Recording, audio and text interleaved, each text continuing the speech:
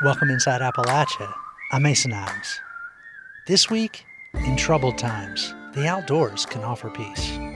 We talk with a West Virginia writer about her new collection of essays. The idea of comfort comes up a lot because it's there for me in different transitions and periods in my life. When I've needed it, I've gone to the woods to walk. Modern technology makes firing pottery a lot easier, but some potters in North Carolina still do it the old way. Wood firing is a little Luddite. It's a little middle finger to technology. It's kind of a ridiculous way to make ceramics. And East Tennessee's Amythyst Kiah's latest album contemplates the cosmos. I feel like spirituality and religion should be a time to share stories and try to understand one another, as opposed to trying to dictate which story is the most valid. You'll hear these stories and more this week inside Appalachia.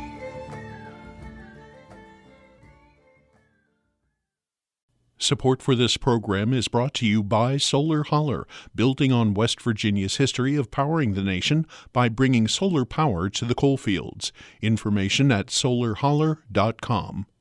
Support for this program is provided by the Thrasher Group, an architecture, engineering, and field services firm serving West Virginia clients and communities since 1983. More information at thethrashergroup.com.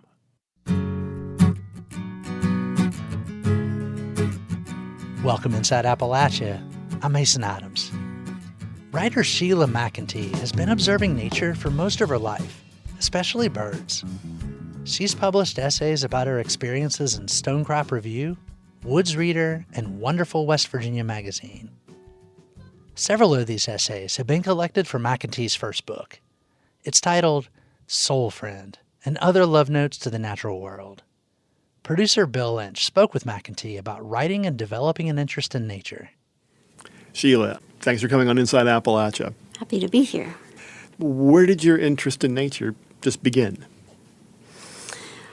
Well, I remember most vividly when I was about 12 years old. My family had moved from Maryland to Massachusetts, and the winters there were cold and gray and dark and long.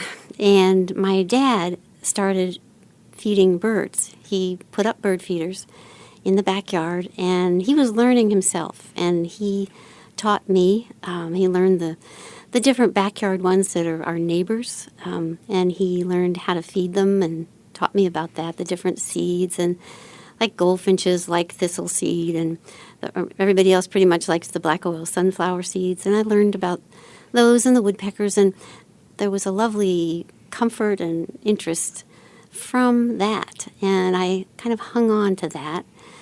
But that's just kind of as far as I got with birds until I got to West Virginia.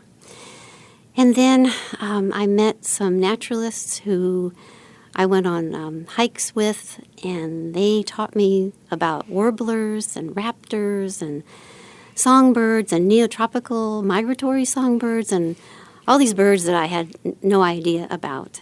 It was just such a wonder. And then there were birders who could identify birds without even seeing them. They knew their voices. And that just amazed me. And so I started with the backyard ones, and so I've grown to know a lot of voices myself, and a handful of warblers, but there are some amazing birders who just know them all. But so it was that I think really brought me into a love of birds. From there, I went to flowers and trees. And That hits on a question, something that's kind of come up. It's become a meme online, right?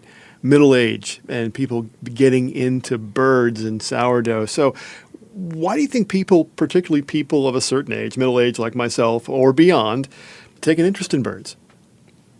I think maybe when you're in your 20s and your 30s, you're trying to figure out life. You're trying to figure out what you want to do, who you want to be. You're busy. You're distracted. Maybe you're having kids or not. Then, later on, life slows down a little bit, and you're able to maybe look out the window a little bit more, or maybe, you just need some comfort and inspiration. And there it is. I think that might be part of it, just that life slows a little bit and you're able to pay more attention. Tell me a little about your writing process. Okay.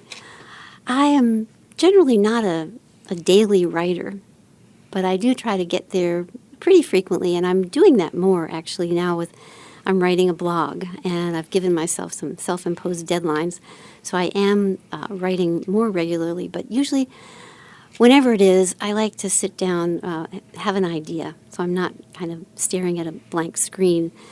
But yes, I'll come to the keyboard with an idea, and then I'll just let it go from there. Actually, during the pandemic, I wrote quite a bit, and there are 3 essays in the book that were written during that time when I had more time, saw fewer people, looking out the window more. I'm kind of grateful that I was able to commit some of those experiences to paper. That's a feature of your book, the snapshot into a very specific time, the beginning of the pandemic and the lockdowns, obviously. So looking back at that and that time, what sort of lessons would you say that we should learn from then? Well, interestingly, Bill, you had brought up before that as people maybe approach middle age, they have more time kind of to look out the window. Well, during the pandemic, we had more time. And so I think actually there was a big spike in bird watching and interest in birds during that time. And the lessons I think were we had to slow down. We had no choice. And so I think a lot of us got back in touch with nature then. And maybe the lesson is to hold on to that. I remember very vividly that here I was cooped up in the house, couldn't see my friends, and yet I looked out the window and nature went on. And I say that in one of the essays, that wild things remained wild. And the neotropical migratory birds, they didn't change their travel plans. They came along and did their thing. And so we were the ones that were really impacted. But I think to hold on to that as life keeps getting faster and faster now and changes, to hold on to the peace or the comfort or whatever anyone derived from that, it would be a good thing.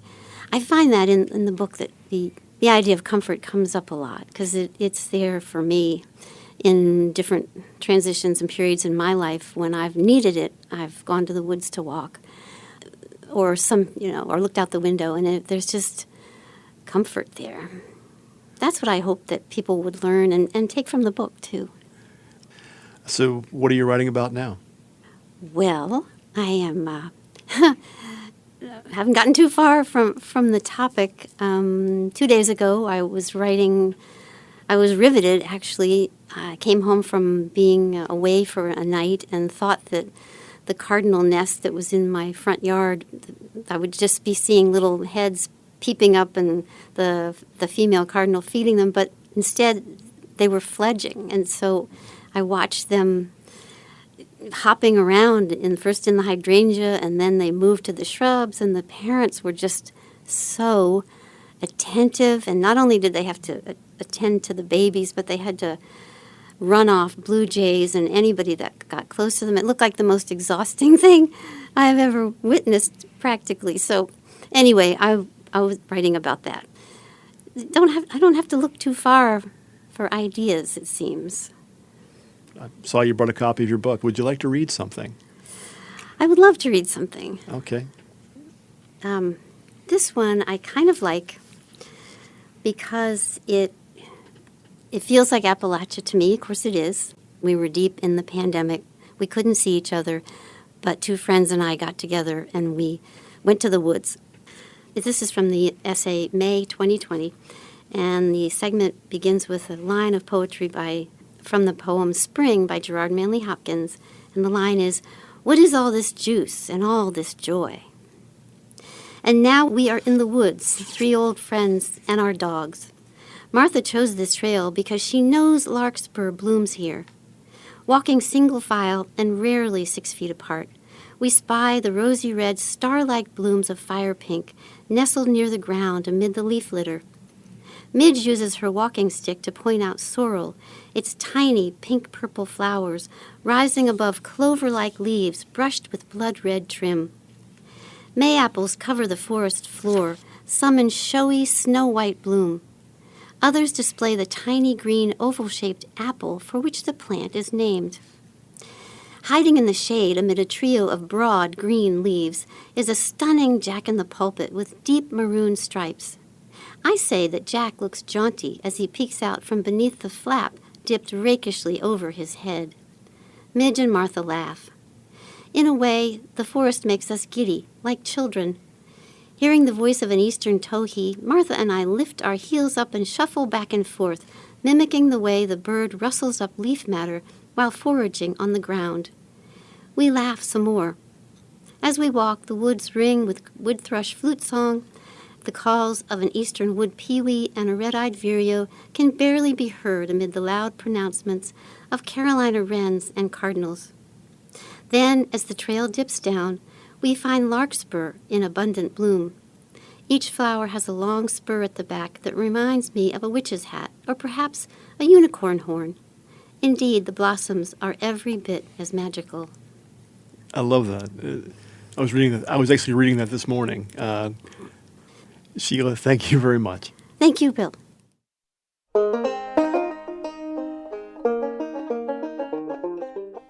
Sheila McEntee is the author of Soul Friend and Other Love Notes to a Natural World. It's available now from Blackwater Press.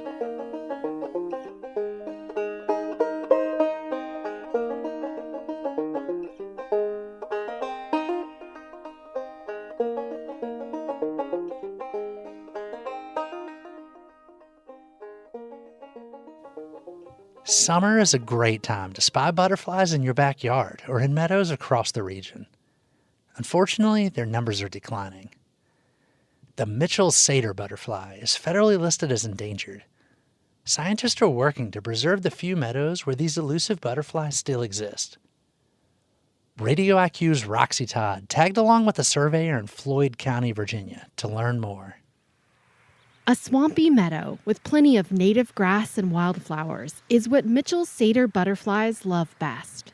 We go looking for them on the edge of a highway in Floyd County. People would just drive on by, not even realizing they are about 20 feet from one of North America's rarest butterflies. Derek Hennon is a field zoologist with the Virginia Department of Conservation and Recreation. He holds a walking stick in front of him, gently nudging the grass, searching for a tan and orange butterfly about the size of a quarter. And so you're looking for just, a dainty little butterfly. They got these nice little eye spots on their hind wings that kind of look like jewels or a little bit like kind of liquidy eyes with teardrops in them. They're very pretty. Mitchell's satyr once lived throughout the country. Today, they only remain in a few states, including Michigan, Mississippi, and North Carolina.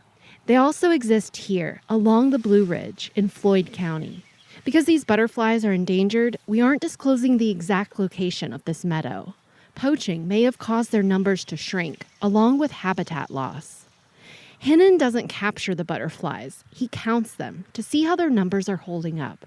Surveying is only possible during a small window in the middle of summer because these butterflies are only active for 3 weeks. Yeah, it's not very surprising that it flew under the radar for so long. If you're not there in that exact correct window, you're never going to see it otherwise. We're sweating as we slowly meander through rushes and tall grasses, clumping through mud. Pink swamp rose, milkweed, and blue vervain surround us, and I catch the occasional scent of mountain mint. Other native butterflies dart by, including a couple monarchs. The Mitchell's satyr are more tricky to spot. They don't fly well and usually dart beneath the grass as soon as we see one. So see how it kind of has this bobbing flight? When there's a wind gust, it kind of goes up and they kind of freak out a little bit. But that's very telltale for these butterflies. Every now and then, Hennon identifies one of the satyrs. I'm not seeing quite as many as I'd hoped. Hennon suspects there's a reason there are fewer butterflies than in years past. The habitat here is changing. There's some alders coming up, and the alder is the most aggressive thing that we're kind of fighting against. A few alders are helpful for the butterflies because they keep the moisture in the wetland. But when the trees grow too big, it pushes out the grasses they need to eat. It's a delicate balance that's always in flux. These butterflies actually prefer a slightly disturbed wetland, an area where there aren't too many trees.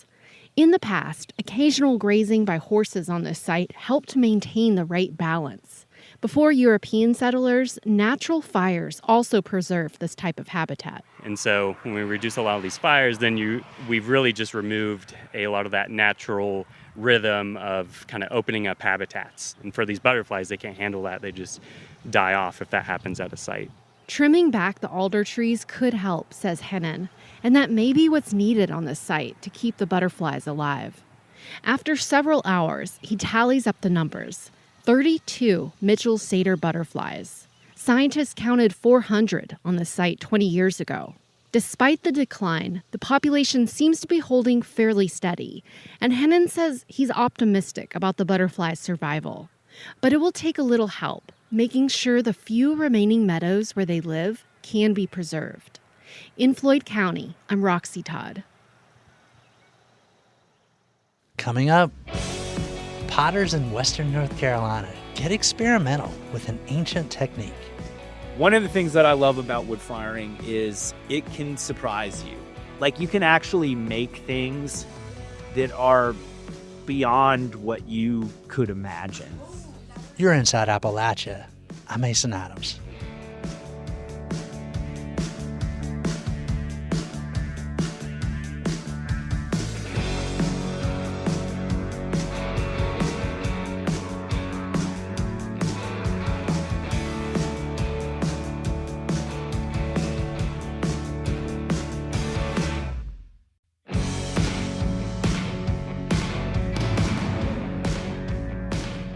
Technology has taken some of the work out of firing pottery. A lot of potters use sophisticated kilns that can be fired by just one person. Some don't even require human supervision. Just punch in your settings, add your pottery, and come back later. But other, older methods still exist. These take work and help, which is part of the point. Reporter Anya Patron-Slepian brings us this story from western North Carolina. Outside of Marshall, North Carolina, a creek winds through acres of green land where 2 pottery kilns are built into a hillside. They're surrounded by a brick and concrete shelter filled with enormous racks of wood. This pottery compound is normally peaceful, but today it's reminiscent of a beehive, with nearly a dozen potters buzzing around. They're loading a kiln in preparation for wood firing. Alex Burrow is here from nearby Burnsville, North Carolina. She's rolling a clay-like substance into long coils and cutting it into pieces with a knife. I'm rolling out wadding. We place it in between furniture on the shelves and in between pots on the shelves. The potters will mount their ceramics on these wads, made of clay, sand, and sawdust, to prevent them from fusing to the kiln shelves during firing. Elsewhere, other potters are glazing their work. Some saw soft bricks, and some paint over cracks in the kiln with mud. It's been 3 nonstop days, like 10 till dark, getting this kiln ready to go, getting it loaded up, prepping the wood, and that's just to be The effort is spearheaded by Josh Kopis, an artist and creative entrepreneur here in Marshall. Josh wood fires all his pottery, even though it would be faster and much, much easier to use other methods. Wood firing is a little Luddite. It's a little middle finger to technology. It's kind of a ridiculous way to make ceramics. The potters are preparing to fire a 3-chambered Noborigama kiln, a style of kiln created in Japan in the 17th century. It's got 300 cubic feet of space, around the same volume as a cargo van. The 3 days it takes to load the kiln consists of more than the physical labor. Josh says it takes mental labor, too. It's a meticulous process. It's like a big jigsaw puzzle Tetris game. I love the loading. I love the game of it, but it's always a big relief when it's done. Each piece has a different shape, leading to unique challenges for loading.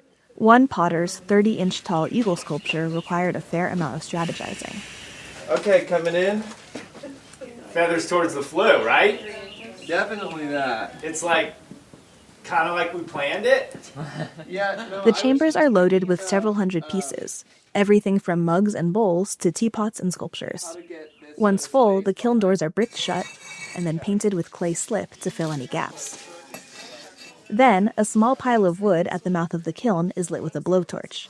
Billy Ritter, a potter from Cleveland, Ohio, does the honors. Wow! I mean, if you're going to do it. Next comes 3 days of firing. The potters will continuously feed the kiln with wood to reach a temperature of over 2,000 degrees. Josh says this requires tending around the clock, which the potters split into 8-hour shifts. The firing starts as a campfire, and the early shifts are actually fairly relaxed. By the end, you're really doing like an armload of wood every 3 to 5 minutes for 8 hours. While gas and electric kilns can easily be fired by one person, wood kilns rely on shared labor. For Alex, the required teamwork and the community it creates is part of the draw. The part that I love most about the process is the communal nature, working together towards a common goal. You can't do it alone. Some are locals and others are a long way from home. Henry Chrisman runs a studio in Hamtramck, Michigan. He's drawn to the effects the process creates on the surface of the pottery, how flame marks and ash combine to make each piece unique. This flame is wrapping around every piece in the kiln. It's sort of running into one and moving around another. So this, we call it atmospheric. It's like the object becomes a record of the atmosphere that was moving around it. It's exciting when that sort of atmosphere is recorded because we've had this experience together, and in some way it's recorded on the pot. High-temperature wood firing was first developed in East Asia, beginning with Chinese dragon kilns that were built over 3,000 years ago. Around that same time, Cherokee potters in what is now North Carolina began firing pottery in the coals of bonfires and in pits dug into the earth. European potters and their descendants later brought high-fire techniques learned from Asia. Josh says this has contributed to North Carolina's history as a pottery center. North Carolina is the pottery state. We pride ourselves in having this incredible pottery history, and I think it begins with the materials. We have a lot of clay here. There's a phrase that gets used, which is mud in the blood. And it was such a part of people's identity that they found ways to make it relevant. But I think the key is they never stopped making. It's now around 5 o'clock in the morning and pitch black, the spring keepers calling to one another. Fire crackles as flames and smoke occasionally shoot from the kiln. The potters remove a few bricks from the side of the kiln and place narrow pieces of wood through the gaps, helping to get the back of the kiln chamber hotter. Joseph Clayton and his friend drove 14 hours from Oklahoma to participate in the firing.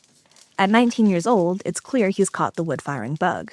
It's very interactive. You have to listen, you have to smell, you have to look, and kind of adjust. It's kind of like a dance. Josh says that helping and encouraging younger potters is a responsibility that he takes seriously. I had so many great makers and mentors that took me under their wing and took the time and showed me, how to do stuff. That's what I do, is just every day try to pay that forward. It's cool that they're like continuing the cycle, giving it to the next generation, just like a million other potters have done before. After the pottery has been fired for 3 days, it takes another 3 days for everything to cool. There is a lot of thought and strategy and sweat that goes into any wood firing, but ultimately, Josh says the process is unpredictable. The spectrum is very wide in wood firing, from complete and utter disappointment to total elation. One of the things that I love about wood firing is it can surprise you. Like, you can actually make things that are beyond what you could imagine. It's finally the day of the unloading. The potters have unbricked the kiln, its dark chamber still warm with residual heat as they begin to unload. Henry says tensions are running high. Today is unloading day, and it's the big reveal. People are like putting this time and energy into this elongated process, and there's just a lot on the line. Henry says it can be stressful when so many things can potentially go wrong. Oftentimes, a few things will sort of tip over. Sometimes there's a kind of domino effect. There are a lot of kind of wishbone moments where two pieces are connected and we're going to pull them apart and see who takes who with them. And sometimes that's like a little lovely kiss on the piece, and sometimes it's a deal breaker. This firing had its share of devastation. Some pieces cracked, some things fell over. Luckily, though, there's also plenty of joy and excitement as the potters see their pieces for the first time. Whoa. That's the Nuka. Is it? I think so. That's incredible. Wow. For Josh, the pieces that made it safely out of the kiln are a culmination of efforts. When I think about my process, the clay and the fire are not a means to an ends. They are actual collaborators. They have an energy, they have a voice. It's not just me, it's all of us together. In the coming days, the potters who have gathered here will disperse, mourning their losses and celebrating their victories. But they'll take more with them than just their pottery. Wood firing offers a unique opportunity to build community with other potters, step away from the bustle of everyday life, and connect with the roots of the craft. That story is from Anya Patron-Slepian and came to us from the Rural Remix podcast from the Center for Rural Strategies.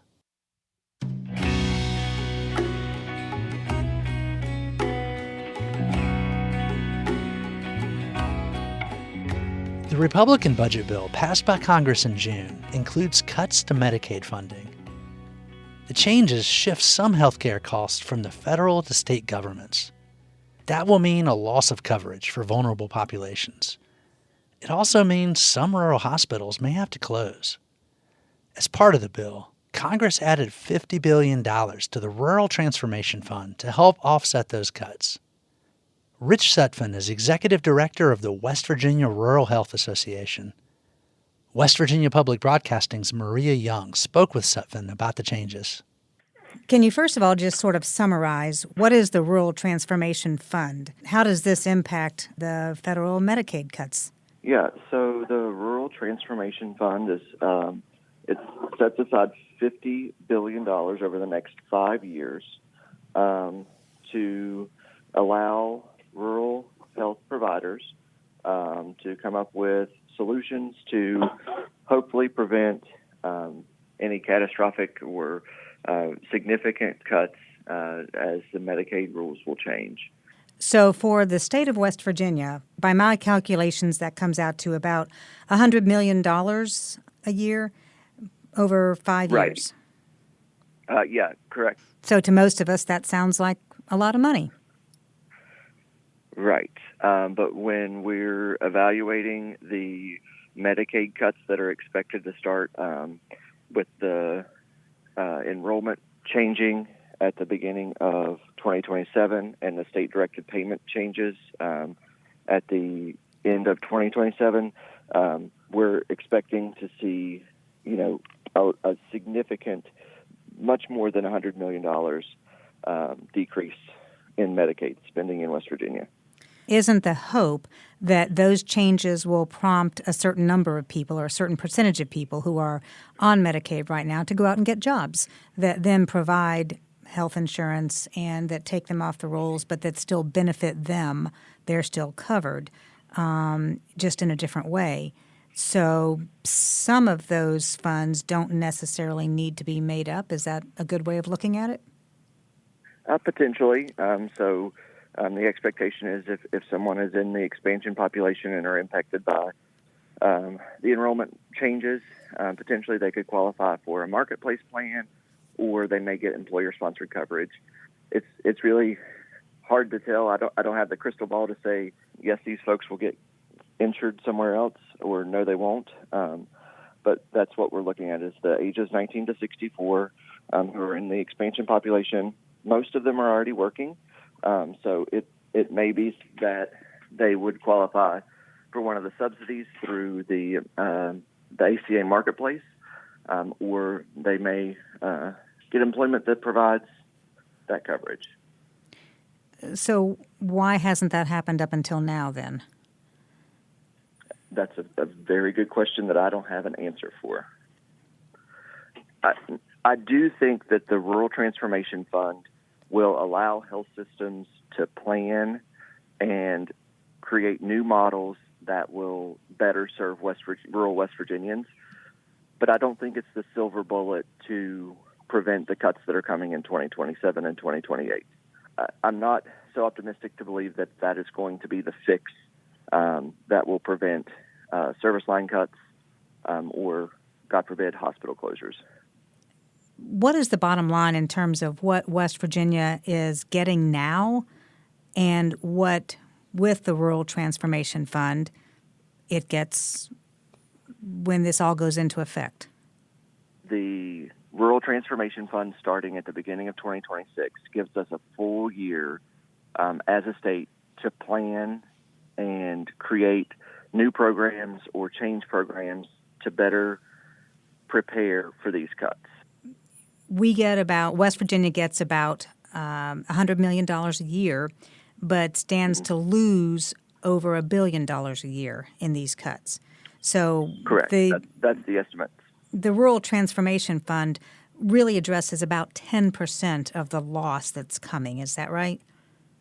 Correct. The expected loss after all of the provisions in the reconciliation bill are put into effect, we're expected to lose a little over $1 billion a year in Medicaid spending. But my hope is that our system will be able to adapt and folks won't go without coverage, and health systems will be able to stay afloat. When you talk about your system adapting, realistically, what can you do? Does it mean cutting out services that are all but the most critical services? What does adapting in a situation like this mean? Health system leaders have to sit down and say, what services are essential? What are we required to cover? Because a lot of the smaller facilities in West Virginia, critical access hospitals and FQHCs and rural health clinics have to provide specific services under their federal grants and their reimbursement models. So it's one of those things that they may evaluate and say that specific services that they currently offer can't be offered anymore.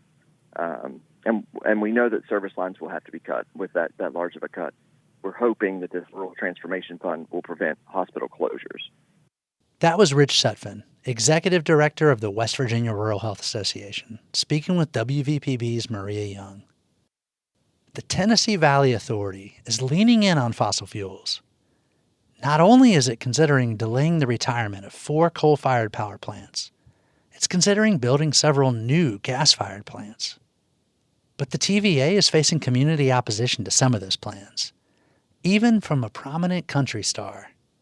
Now, in this moment of scrutiny, President Donald Trump could radically change the nation's oldest and largest public utility. WPLN's Caroline Eggers reports. Tracy O'Neill lives in Ashland City, a rural town just outside of Nashville. Her land is idyllic.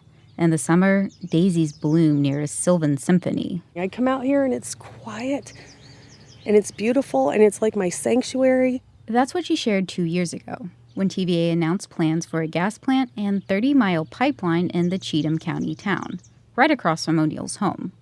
Ever since, she and other residents have fiercely opposed the project, packing TVA meetings and organizing resistance.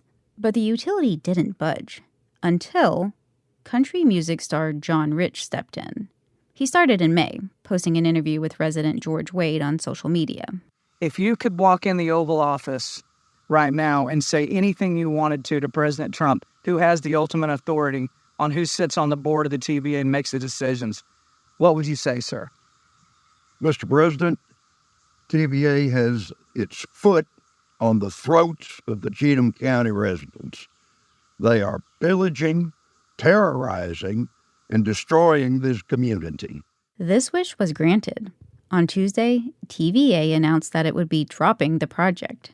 That does not mean the utility had a change of heart with fossil fuels. Quick reminder, TVA has planned 8 other gas plants since 2020. And a TVA spokesperson says they'll need to keep building gas. So why did TVA cancel this project? Well, let's back up one day before that.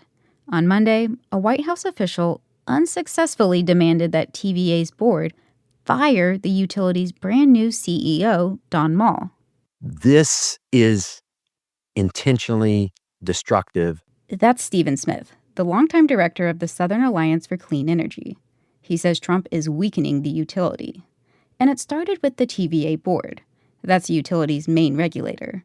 The board is supposed to have 9 members appointed by presidents, but Trump recently fired 3 of them without citing a cause. And now it's down to just 3 members, not enough to make key decisions, like approving TVA's annual budget next month.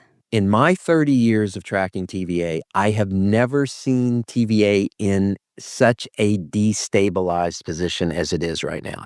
An idea being floated is that Trump could bypass the Senate to fill the board soon. Maybe unlikely, but all of these actions are unprecedented. So anyhow, if Trump installs a board of supporters, and then they install a new CEO, then Trump could control TVA. Smith says one option is that the utility could be sold off. It is absolutely possible that TVA could be privatized. That could look like TVA being bought by other monopoly utilities, like Duke Energy in North Carolina or NextEra in Florida, or even someone invested in artificial intelligence. Let's say somebody like Elon Musk wants to put together an offer and buy TVA. This could play out in a lot of ways. It could be a blended model of public and private. Some versions could have benefits, while others could get chaotic. Lately, it's been Republican politicians like Governor Bill Lee and Senators Marsha Blackburn and Bill Hagerty who've been voicing their agendas for TVA in editorials. They want quick approval for Trump's board picks and for TVA to build nuclear reactors across the state. Concurrently, the Trump administration has removed hurdles for nuclear and fossil fuel energy. Smith says TVA's recent decisions have been correspondingly hyper-political and hyper-partisan, not reflective of concerns for the economy or the environment. If Trump does end up using TVA as a tool, then I don't know where we'd end up. And I think ultimately it would end up destroying TVA, but I think they'll create just a huge mess over the next 3 or 4 years. There could be more clarity on TVA's direction soon. In the meantime, residents in Ashland City are celebrating the end of a years-long fight to cancel a gas plant. Tracy O'Neill said she was told to sit down before getting the news. It took a few seconds for that to register in my mind, and then I just erupted in tears. But she's still wary of what's to come and understands this is about more than one plant. I feel that this entire debacle exposed some real serious flaws in how TVA engages with the public. You know, it shouldn't take a celebrity tweet to get the attention of a federal agency on this. Moving forward, O'Neill says TVA should work with communities, not in spite of them.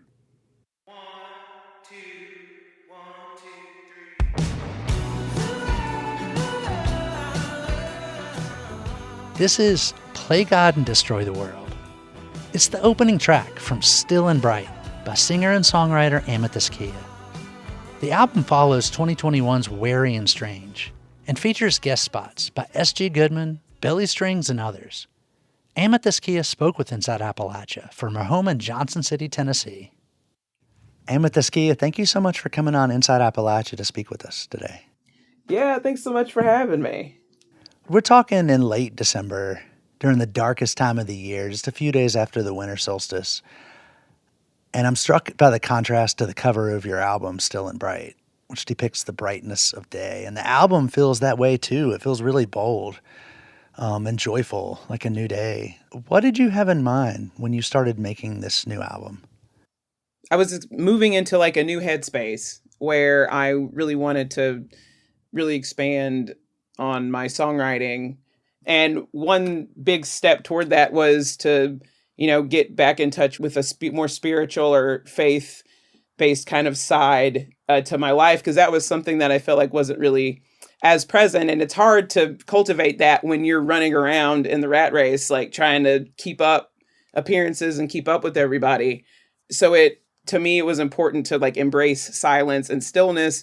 And a lot of that is inspired by Taoism and Zen Buddhism, those sort of teachings I try to incorporate in my own life. And that includes things like, meditation and trying to do things where I'm more present.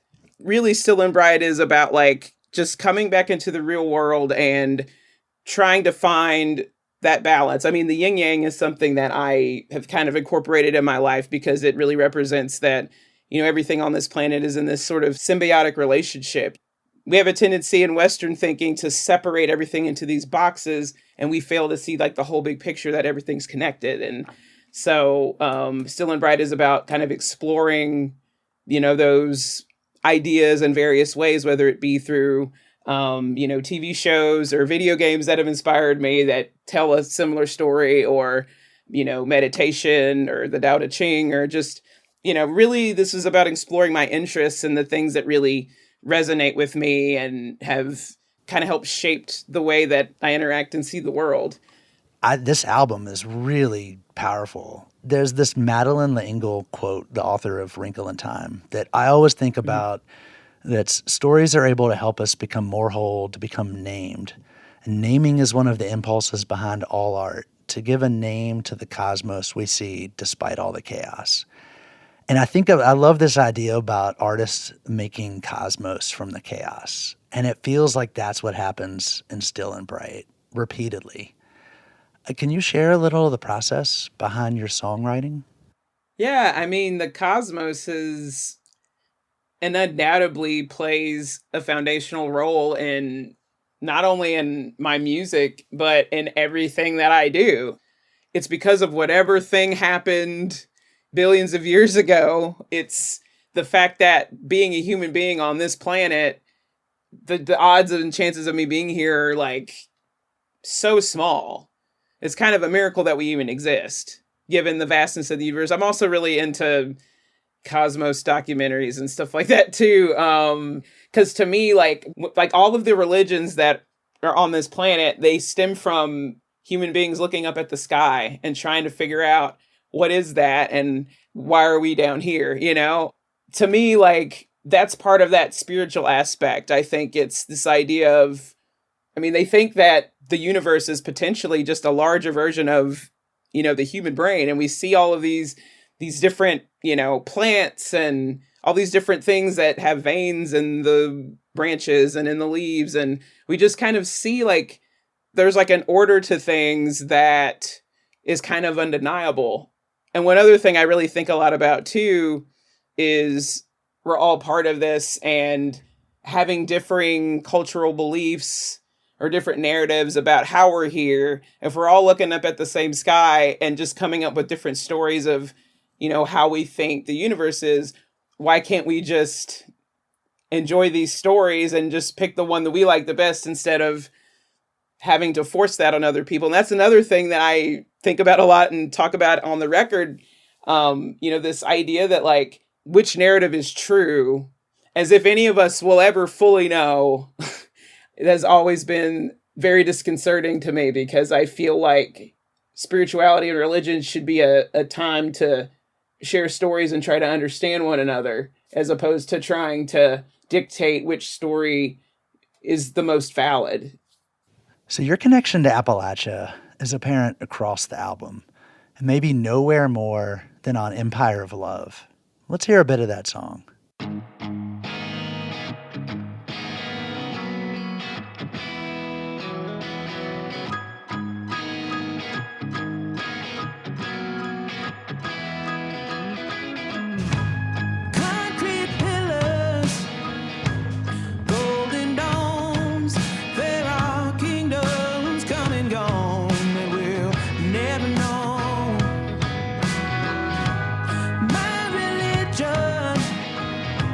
It's none at all.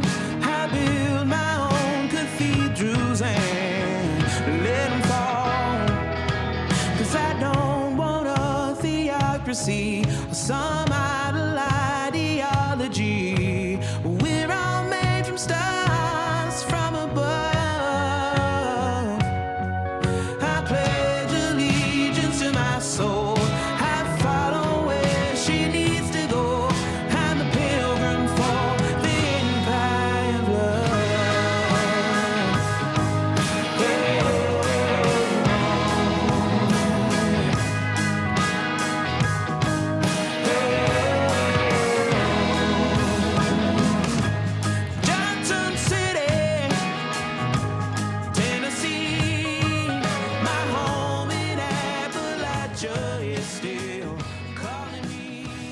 The lyric I wanted to ask you about was Johnson City, Tennessee. My home in Appalachia is still calling me. Give me a mountain, something divine, a river that can carve its way through stone and time. I love that line. How does the region and the ancient mountains here play into your songs and maybe even your worldview, if you're comfortable talking about that?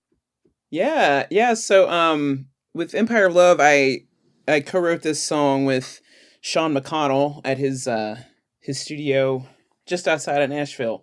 And he's one of the first people outside of my immediate friend group where I could actually have a discussion about the Tao with him. He was also a fan of like the Tao Te Ching. And so we talked about like Eastern philosophy and stuff before we started writing. And when we got to that part of the song, because the song was an homage to, where I live and also homage to, having the freedom to decide how to live my life. So with that particular line, it's funny because initially I had the idea to mention Johnson City, Tennessee, which is interesting because, there's the song Wagon Wheel. Most people know what Johnson City is now because of that song. So at first I thought, well, how would this seem mentioning that in this song? And I thought, well, I live here and this is like, an opportunity to, why not sing it in the song, Because when I was talking with Sean about it, I was like, I don't know, would you think that would be too much? And he was like, nah, you should just go for it, leave it in there. And I was like, okay. So then after mentioning that, I was like, well, I want to take that time to kind of find a way to encapsulate how I feel about Johnson City in like 2 lines. And so when we started talking about the Tao, water is a symbol that's used a lot in the Tao. And water kind of represents yin, which is the yin part of the yin yang. Because basically, yin represents, feminine energy and I guess what you could also call negative energy, which negative doesn't mean mad. It's just a different power from positive. It's just both things have to exist. So the idea of water being more of like a feminine energy or more of a yin energy is that it has the ability to be adaptable and it can flow through tight crevices and go down to lower places. And it's also incredibly strong because, it carves pathways in mountains and it erodes earth, it takes time to do it. It kind of just represents this like still kind of life force where you can be gentle, but you can still have power. But the power is in the ability to have patience. So that's kind of how I interpret it or think of it. And that's kind of how I try to think about it in my own life. But specifically the idea of, water carving through space and time, and also thinking about the fact that the Appalachian Mountains are like, some of the oldest, it's like they're the oldest mountains in the United States. They're ancient. There's this energy and presence that I feel when I'm able to like be out in the woods or be out in the mountains. That sort of quiet, still energy is something that gives me great strength. And I think great strength from the standpoint of like just feeling present and connected and grounded in a society where there is so much emphasis on positive energy and constantly going. Even waking up and picking up your phone and looking at videos, that's positive energy. And I've been guilty of that. So I'm not better than anybody else. We've all been there because it's such an addictive form of, I guess, entertainment. But this idea of this positivity, always having to be thinking about something, doing something, not being able to sit still, those moments in the mountains or those moments being around water, being in those spaces, it's just such a regenerative experience. And that's something to me is so important and integral in my life. It felt good to be able to get these thoughts out in song. Amythyst Kiah, thank you so much. This is a great album. I look forward to blazing it through the rest of the winter and listening to it for years to come. Thank you for coming on and speaking with us. Yeah, thank you so much. It's been a real pleasure. Amythyst Kiah is touring through the fall. In mid-August, she'll appear on West Virginia Public Broadcasting's Mountain Stage. You can catch the broadcast in September. Check the Mountain Stage website for details. Wash my